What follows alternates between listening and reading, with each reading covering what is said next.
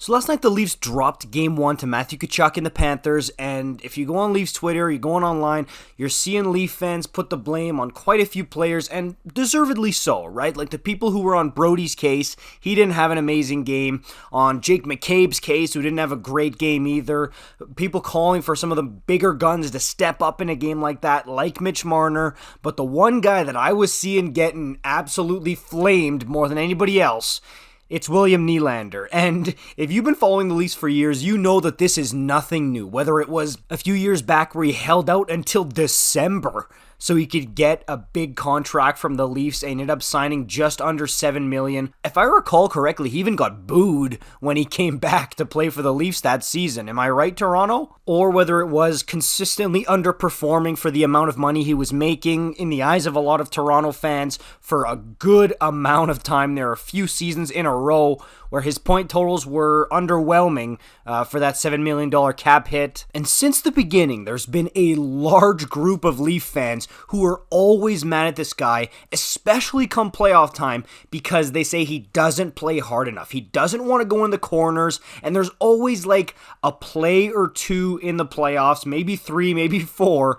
that fans can point to and say, look how soft William Nylander was on that play. He's not a playoff player. He just wants his cookies. He just wants to fly and dance around and get his goals and assists. Doesn't care about playing hard. But of course, in a season like this one, where Nylander was over a point a game, 87 points, 40 goals in 82 games, had an incredible offensive season with the Toronto Maple Leafs, backing up a really great offensive season last year with the team as well, the noise starts to quiet down around, oh, Nylander sucks, trade Nylander, he's one of the big problems, you can't count on him. That starts to go down when he has an incredible season like he's had the last two. But even in those times when the criticism is relatively quiet, you'll still hear the people and the whispers saying, oh, well, we'll see what he does come playoff time. From yesterday specifically, people are keying in on this one play, where, as you'll see, Nylander comes up, stops up with a beautiful kind of half-spin move,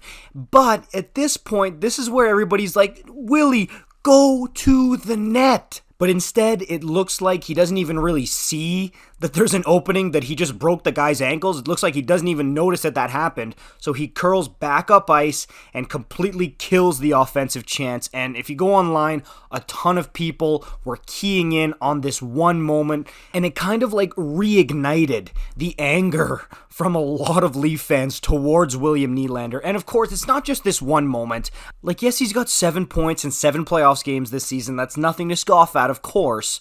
But, I mean, after Justin Hall and maybe Mark Giordano, I would say that William Nylander is by far the main scapegoat of Leaf fans in this playoff run. And again, as per usual, you really don't have to go far to find some Nylander criticism and some Nylander slander on Twitter and online. And I'll tell you what, I know that the points have been there, but if he keeps going the way he's going right now in terms of play, the trade Nylander rumors, they'll be back in full force once again. Like, I guarantee you, if the Leafs lose this series against the Panthers and Nylander has no big impact at all on it, oh my goodness, it's going to be like the main narrative going into the offseason for the Leafs is, oh, should they trade Nylander? And I mean, I get it, right? You're going into a town where they've had people like Darcy Tucker, Wendell Clark, Doug Gilmour, and then you throw Nylander there who's all skill, right? It's all about skating and dangling and the nice pretty shot, the nice cute plays.